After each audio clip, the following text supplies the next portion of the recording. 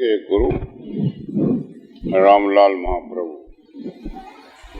मुल्केश्वर प्रभु की सर्व प्रिय आत्माओं,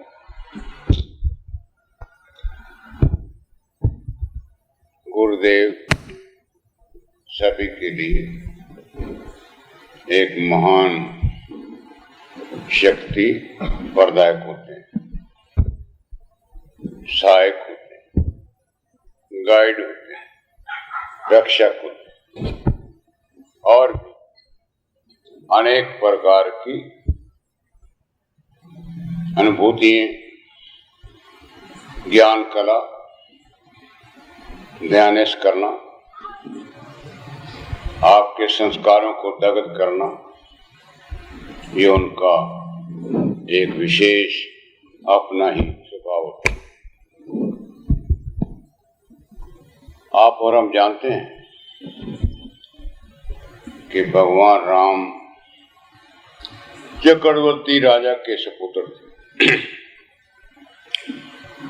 चक्रवर्ती राजा को संसार भर के ऐश्वर्य ऑटोमेटिकली स्वभाव के प्राप्त होते और विश्वव्यापी उनकी सभी बातें संसार को एक पुत्र पिता की तरह रक्षक राजा होते हैं। आप सोचिए कि वह राम योग अवस्था में तीर्थ यात्रा के लिए उद्गट पिता से आज्ञा ली, 360 तीर्थों का भ्रमण किया। किस लिए? गुरु की खोज में। परंतु तीर्थों पर उस त्रेता युग में, अब तो योगी दूसरा है, तो कोई ऐसा गाइड, कोई ऐसा रूहानी, कोई ऐसा आत्मविकसित करने वाला न मिला, बल्कि जो कुछ पहले था वो भी खोया गया। वो कोई यात्रा में खो ही जाता है, भक्ति से शून्य हो जाता है, नियम से शून्य हो जाता है, आहार विहार से शून्य हो जाता है, तो यात्रा में ये लाभ होता है। कुरान शरीफ में मुसलमानी मुल्ला ने यह कहा कि नरक देखना हो तो घर से बाहर निकलो। तो हमें भी ये अनुभव है कि जब भी हम यात्रा के लिए या किसी और बात के लिए एक अजीब गरीब सी लाइफ में चले जाते हैं, जो घर में हमें गरीबी हो या अमीरी, कुटिया हो या राजमहल हो, उसमें हमें जो सुख है वो बाहर भ्रमण करने में नहीं है। तो खैर, एक स्वभावकन वैराग हो जाए तो आदमी जगह जगह भटकता भी है, खोज भी करता है, लाभ होना। खैर राम वापस आए, उदासीन चित हैं, खाते नहीं, पीते नहीं, पहनते नहीं। क्यों? क्या सोचते? ये सोचते ये शरीर मिला, इससे जो लाभ उठाना था वो तो मिल नहीं रहा, तो शरीर छोड़ देना बेटर है। तभी छूटे जब खाना पीना बंद कर देते, तो यही एक रूट बना लिया।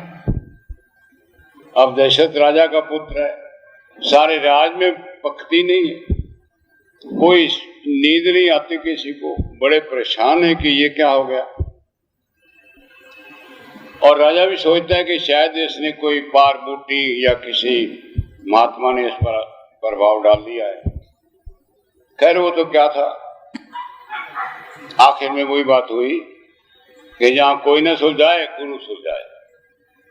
तो गुरु वशिष्ठ के बाद रह गए, जिन्हें प्रभु आप हमारे गुरु हो, मेरा बेटा ना सुनता है, ना बात करता है, ना किसी की हंसता है, सारी बात उसे खोई गई। वशिष्ठ मुस्कुराते हुए कहते हैं, जो आपको आफत है वो तो आपको है ना, पर गुरु तो एक न्यारा खड़ा है, वो आपकी आफत को आफत समझता ही नहीं है। एक वकील है, वो थोड़ा रोएगा आपके लिए, यह है कि वैद है वो थोड़ा रोग आपको है, चिंता आपको है, फिक्र आपको है, तो इसलिए वो न्यारा होकर आपकी गति कर सकता है। तो गुरु लोग ही निर्लेप नारायण होते हैं, ग्रस्त व्यस्त में तो कीचड़ में तो फंसे नहीं होते, इसलिए वो आपका जल्दी हल कर देते। वही हुआ, वशिष्ठ ने कहा कि मैं आता हूँ और बच्चा तेरा राइट है, उसमें कोई किसी प्रकार की आक्रमण किसी पर हो नहीं सकता, ये दिव्य है और पक्का गड़ा है, कच्चा है। आए 2-4 मिनट में ही तो जा दिया। कहने के विशेष बेटा राम, तेरे जैसा शिष्य नहीं है, मेरे जैसा गुरु नहीं। तो ये थोड़ी सी बातें समझ ले कि योग युक्ति से ही ईश्वर मिलता है, वो युक्ति मेरे पास है और गुरु के पास ही समझो चाबी ताला खोलना हो तो गुरु ही इस प्रकार की बातें कर सकते। दीक्षित कर दिया, जैसे आपने पढ़ा, गौरी या स्त्री ने भी पति या नाम परमेश्वर योगेश्वर से दीक्षा ली। वही आप पढ़ रहे थे, सुन रहे थे, शंकर और पार्वती का आपस में सवाल जवाब है, जो आपको और मेरे लिए बहुत जरूरी है। सभी मृत्यु लोक के प्राणियों के लिए सर्वोत्तम कार्य है गुरु के साथ बातचीत करना और उनके चरणों में जाना। मस्तक के में विचार वही रहे, कान उनका उपदेश सुने, ऋषि उनके स्वरूप को देखे और हाथों से वो जो आज्ञा दे उनको अनुसार सेवा करे और पैर उनके लिए चरण कदम कदम पर उनके पास जाने के लिए पैर मिले। तो सारी बॉडी जो है वो गुरु के लिए ही निश्चय है।